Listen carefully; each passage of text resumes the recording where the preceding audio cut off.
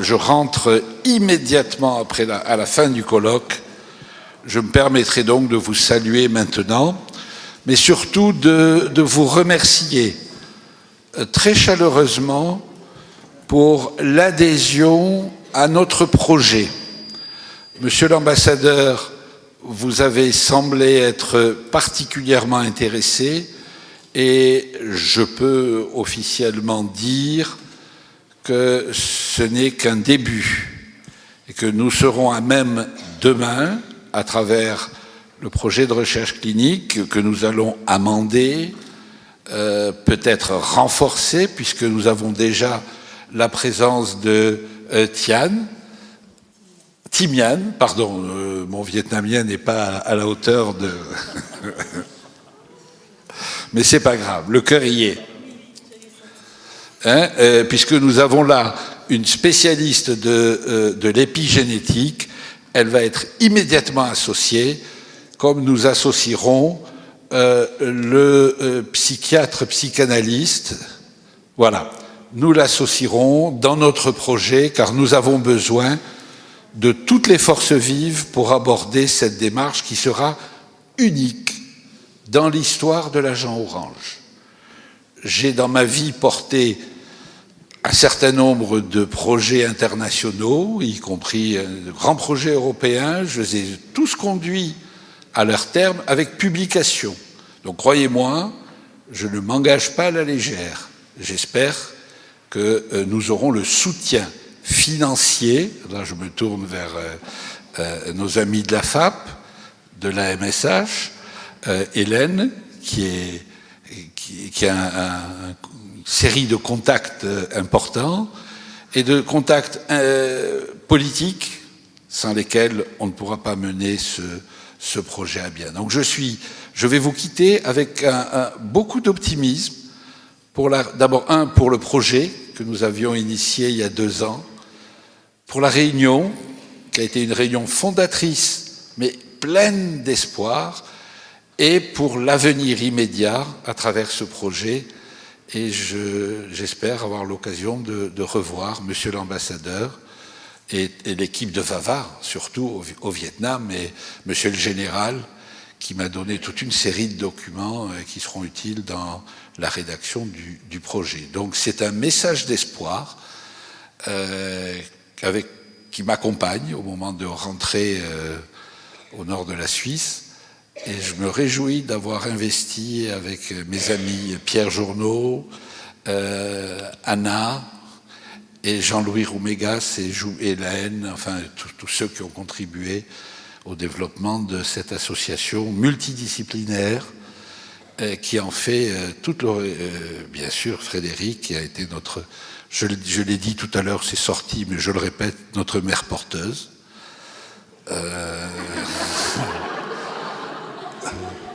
Mais vous savez que pour nous les médecins, la mère porteuse a un rôle fondamental pour la naissance d'un grand événement. Ah bon. Combien de temps va durer la gestation ? Ah ben, pas plus de 9 mois. Moi aussi. Alors ça va très bien.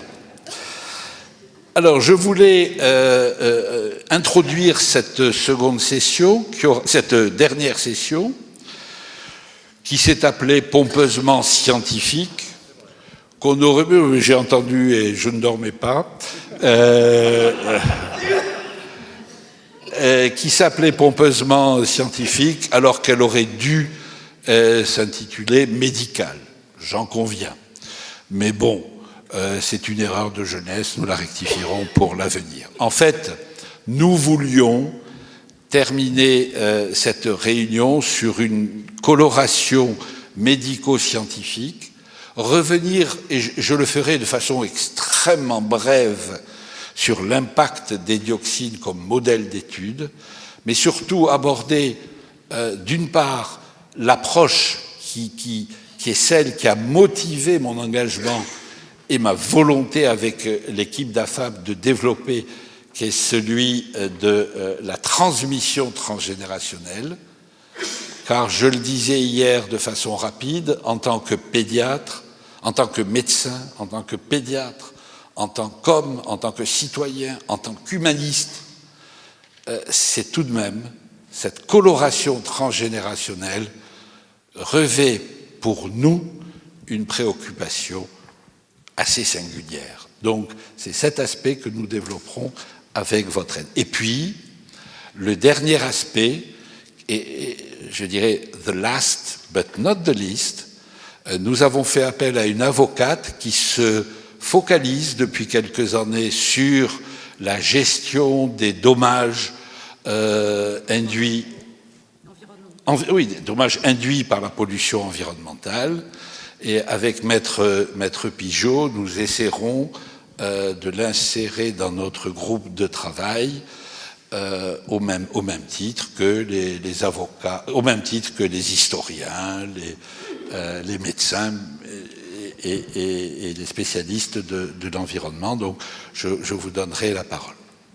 Alors, vous dire que les perturbateurs endocriniens représentent un défi scientifique, ben, je dirais que c'est presque un euphémisme, eu égard à tout ce que nous avons évoqué depuis le début de notre réunion hier à 16 heures.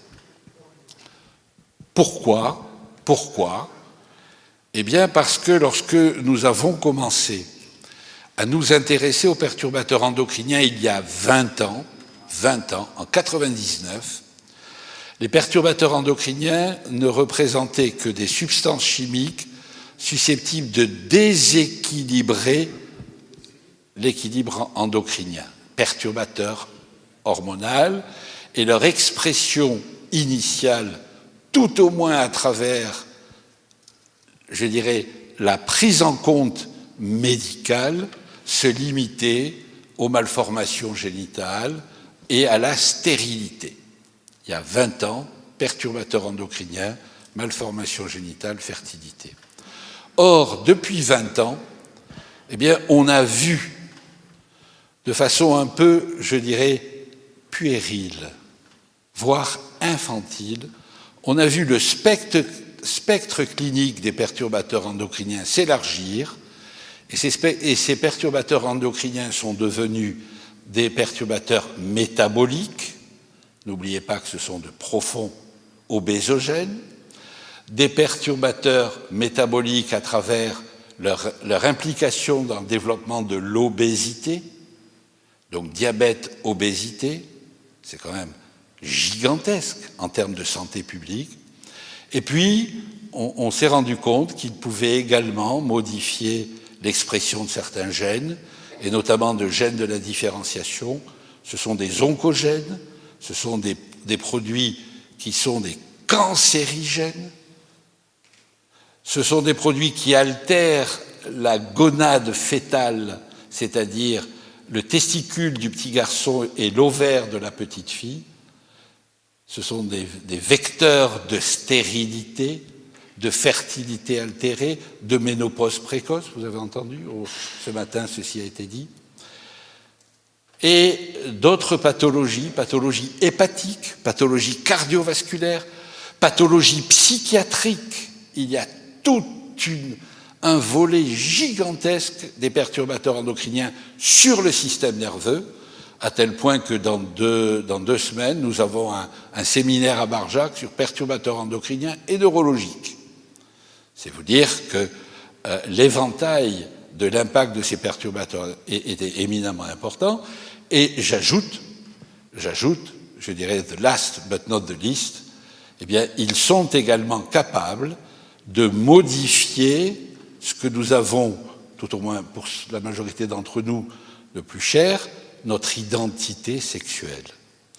Or, quand j'évoquais tout à l'heure notre description infantile des conséquences des perturbateurs endocriniens, eh bien, vous l'avez compris, tout ce que nous sommes en train de décrire et de découvrir a été déjà fait par l'analyse des conséquences de la dioxine. Nous parlions avec Monsieur l'ambassadeur du listing des 17, c'est bien avec vous, n'est-ce pas, Monsieur l'ambassadeur, des 17 maladies de la dioxine, reconnues comme conséquence de la dioxine. eh bien, on les décrit maintenant, alors que nous autres, pauvres médecins ou pauvres scientifiques, il eût fallu tout simplement nous référer aux conséquences de la dioxine pour avoir sous les yeux le tableau clinique d'expression d'un perturbateur endocrinien. Nous sommes des aveugles, nous sommes, j'ai dit infantiles, parce que nous les médecins, nous ne savons pas tirer profit ou tirer des conclusions des grands scandales sanitaires. Et ça dépasse bien entendu le côté médical. Il y a un déni des scandales, il y a un rejet, une volonté délibérée ou non, monsieur le psychiatre, un déni de ces conséquences qui a été rapporté pour le Distilbène alors même qu'il y avait un faisceau de conséquences qui éclataient sous les yeux. Songez, et je ne veux pas allonger le débat, je travaille avec l'association des mamans Distilbène. Songez que certaines familles dont les mamans ont pris du Distilbène, bien, ont eu des enfants, et dans certaines familles, 2 enfants sur 2 se sont suicidés. J'ai plusieurs familles, un taux de suicide considérable, je peux vous le dire, il est de 40%, alors que dans la population, il est de 1 à 5%. Et malgré ce, Madame l'avocate, eh bien, les juges refutent la relation de cause à effet. Ça je l'ai vécu. Oui, avant, ça a évolué. Ah oui, non, mais avant. Je ne parle pas du Moyen-Âge, quand même.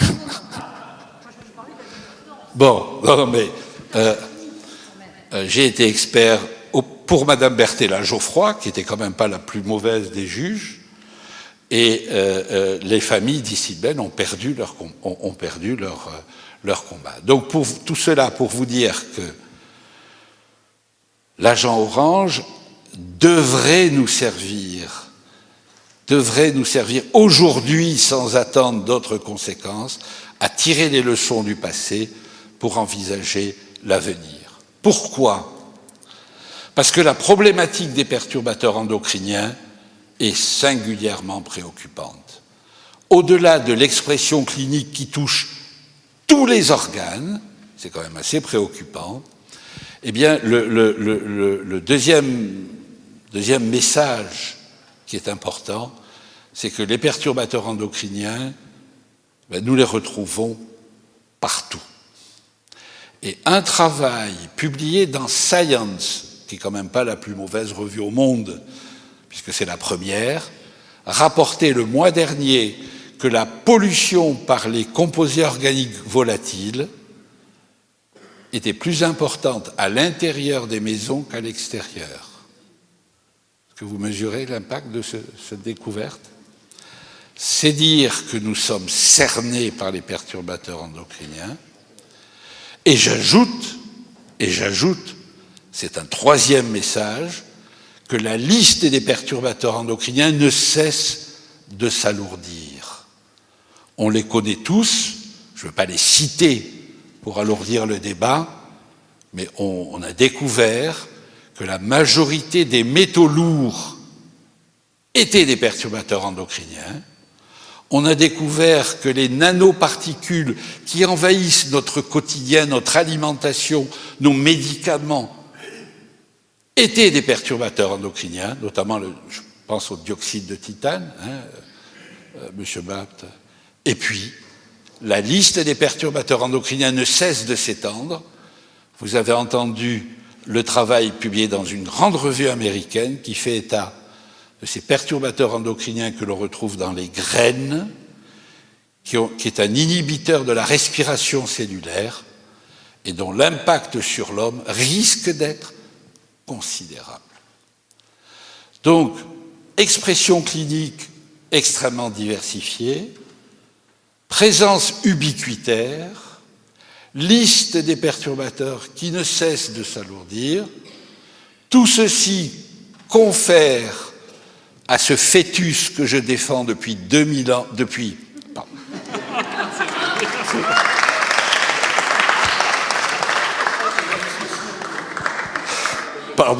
Pardonnez-moi, je me suis pris pour Moïse. Bon.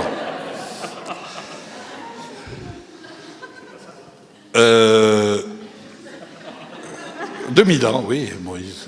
Oui. Ce qui, d'ailleurs, entre parenthèses pour le psychiatre, juste un aparté, il y a un travail américain publié dans une grande revue de neuropsychiatrie qui m'a assassiné, car c'était mon idole, Moïse, et qui rapporte que Moïse, comme Jeanne d'Arc, présentait des épilepsies temporales avec, bien sûr, comme pathologie. Non, je suis très sérieux. Bon, je ferme la parenthèse. Donc Moïse, semble-t-il, était épileptique comme Jeanne d'Arc. Bon, c'est le scoop de l'après-midi. Non, dernier élément, protéger le fœtus. Il faut protéger ce fœtus, car il reçoit pendant la gestation plus de 300 produits chimiques que l'on retrouve dans le sang du cordon. C'est le premier élément. Et deuxième élément encore plus important, c'est qu'une grande partie de la pathologie adulte trouve son origine dans la vie fœtale. Voulez-vous un exemple? Et on parlait ce matin, l'une de nos collègues vietnamiennes parlait de ménopause précoce. Eh bien, on sait que la dioxine, à travers le récepteur qu'elle a cité, le récepteur ARH, la dioxine se lie à un récepteur et va entraîner une nécrose des follicules primordiaux dans l'ovaire fœtal. Vous me suivez? L'ovaire du fœtus va être attaqué par la dioxine et vous savez que le pool folliculaire qui est fixe chez la fille, on est avec 400 follicules, alors que l'homme produit du sperme régulièrement. À chaque éjaculat, il produit 400 millions. Donc on produit 400 millions, plus ou moins. Oui, pardon, plus ou moins. Oui, plus ou moins. Mais enfin, disons, moi, bref. On n'est pas à 1 million près. Eh bien, la femme a un pool folliculaire qui est fixé pendant la vie fœtale. Eh bien, la dioxine attaque à travers le récepteur et détruit ce pool folliculaire et rend les femmes stériles. Voilà pourquoi on a un taux de stérilité, je le sais, ou de difficulté à mettre en route des grossesses, ou de stérilité particulièrement élevée. Donc le message, c'est que nous sommes, à travers le fœtus, à l'origine d'un nouveau concept qui est celui d'origine fœtale d'une pathologie adulte, et donc cette altération fœtale, elle est vectrice d'une grande partie des maladies chroniques qui ont été bien étudiées par M. Bapt, qui est là, qui nous fait l'honneur de rester, et qui constitue un problème de santé publique, un problème sanitaire, mais aussi un problème économique. Le dernier rapport de 2015 de l'ONU statuait que les pays seront incapables de gérer le coût social et sanitaire des perturbateurs endocriniens. Donc voilà, quand je parlais de défis scientifiques, je retire, je vais dire un défi médical. Ça vous fait plaisir, monsieur le directeur? Voilà, un défi médical et scientifique. Et il est clair que notre association avec ce projet de la FAP s'inscrit, vous l'avez, je pense, pressenti, il s'inscrit exactement dans le prolongement de nos préoccupations. Il est en prise directe avec une réalité pour rendre hommage au passé, pour analyser le présent et pour tenter de préserver l'avenir des générations futures. Voilà, mesdames et messieurs, le but de mon combat, et je vous remercie de vous y associer et de me soutenir, et de nous soutenir.